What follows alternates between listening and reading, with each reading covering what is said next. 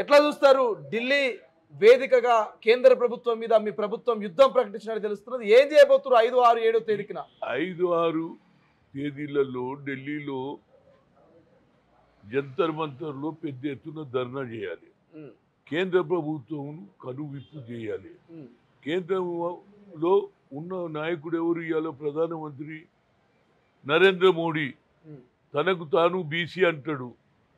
ఇవాళ ఒక బీజేపీ అధ్యక్షుడు ఏమంటుడు, మాకు అవగాహననే లేదు. అరే మీకు అవగాహన లేకపోతే ఆ రోజులలో మీ ప్రధానమంత్రి దగ్గరికే 3 సార్లు కలిసిన, కులగన చేయమన్నా, అంతటితో ఆగలే. మా జనాభా ప్రాతిపదికంగా మాకు ఒక సెపరేట్ మినిస్ట్రీ, సెపరేట్ బడ్జెట్ అడిగినా అది కూడా చేయలే మీ ప్రధానమంత్రి.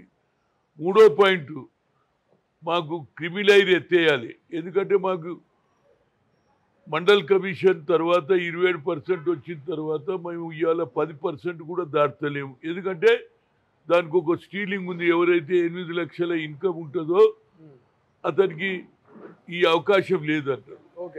అలాంటప్పుడు మాకు అవగాహన లేదంటాడు. అందుకుంటే రాహుల్ గాంధీ గారు కన్యాకుమారి నుంచి కశ్మీర్ వరకు నడిచిన తర్వాత ఆయనకు ఒక అవగాహన వచ్చింది.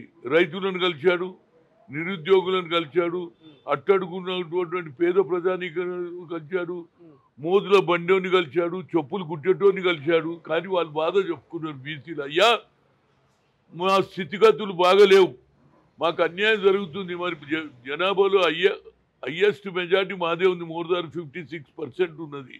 మాకెందుకు అన్యాయం జరుగుతుంది అంటే అప్పుడు ఆయన తెలుసుకున్నదే ఇది నిజంగానే వీరికి అన్యాయం జరుగుతుంది కనుక we come to the power, will conduct caste wise census అన్నాడు.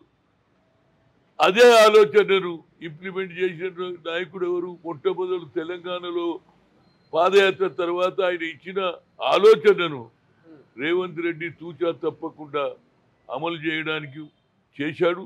దానికి 10 జిల్లాలు తిరిగిన నేను. అదే కామారెడ్డిలో సిద్ధరామయ్య సమక్షంలో ఎలక్షన్ రాకముందు 42% ఇస్తున్నాం, ఇవ్వడానికి పూనుకున్నాం, అసెంబ్లీలో బిల్లు పెట్టినాం, క్యాబినెట్లో నిర్ణయం తీసుకుని దానికి 150 కోట్లు డబ్బు కూడా శాంక్షన్ చేసినాము. 2 లక్షల మందిని రాష్ట్ర మొత్తంలో మందిని పెట్టి కులగన జరిపినమా లేదా? ఇవాళ మాకు అవగాహన లేదంటారండి. మీకు అవగాహన లేదు, మీకు చిత్తశుద్ధి లేదు. అదే సోనియా గాంధీ గారు అన్నాడు ఐఐఎంలో రిజర్వేషన్ లేదన్నది. సుప్రీంకోర్టు కొట్టేసింది. అప్పుడు మాకు వేరే ఆలోచనే లేదు. మా పిల్లలు లోకల్ లాంగ్వేజ్ చదువుతారు, మలయాళం, కన్నడ, తెలుగు, ఒరియా. కానీ టాలెంట్ అనేది ఏమన్నా అబ్బసొత్తు కాదు, భగవంతుడు అందరికి ఇచ్చిండని మేము సోనియా గాంధీ దగ్గర పోయినాం. సుప్రీంకోర్టు డినే చేసిన తర్వాత ఆల్టర్నేట్ ఏది? పార్లమెంట్ పోయి అడిగిన మేడం అంటే అప్పుడు ఆమె మన్మోహన్ సింగ్ గారు ప్రధానమంత్రికి చెప్పారు, బిల్లు పెట్టిస్తే అందరూ మద్దతు ఇచ్చిండ్రు. ఎందుకు ఇచ్చిండ్రు? అందులో లల్లూ ప్రసాద్ యాదవ్ అందరూ. ఏ పార్లమెంట్లో కానీ ఏ అసెంబ్లీలో మాది మెజార్టీ ఉన్నది. మమ్మల్ని ఎవడు దూరం చేసుకోడు. ఇవాళ కూడా చెప్తున్నా, మీరు తప్పు పట్టించి దీన్ని ఆపడానికి ప్రయత్నం చేస్తే వచ్చే ఎలక్షన్స్లో మీ దుకాణం బంద్ అయిపోతుంది. రాహుల్ గాంధీ దేశానికి ప్రధానమంత్రి అవుతాడు. అదే ఆలోచన ఆయన చెప్పిండు కదండి. టాల్కటోరో స్టేడియంలో బహిరంగ సభలో చెప్పాడు. నాకు తెలియదు, ఇన్ని రోజులు ఎస్సీ ఎస్టీలే అనుకున్నా, కానీ బీసీలలో ఇంత అన్యాయం జరుగుతుందని ఆయన తప్పక అన్నాడు. 50% సీలింగ్ 9 తెచ్చి ఇచ్చి 50% పైన జిత్తిన ఇచ్చేదారి యుద్ధి భాగీదారి అన్నాడా లేదా? ఇంతకంటే ఎవడు చెప్పేటోడు ఉన్నాడా ఈ దేశంలో? 18th సెంచరీలో జ్యోతిబా పూలే చదువుకుంటేనే భవిష్యత్తు, అగ్రకులాలతో పోటీ పడాలంటే చదువే ముఖ్యమన్నాడు. అంతటితో ఆగలే.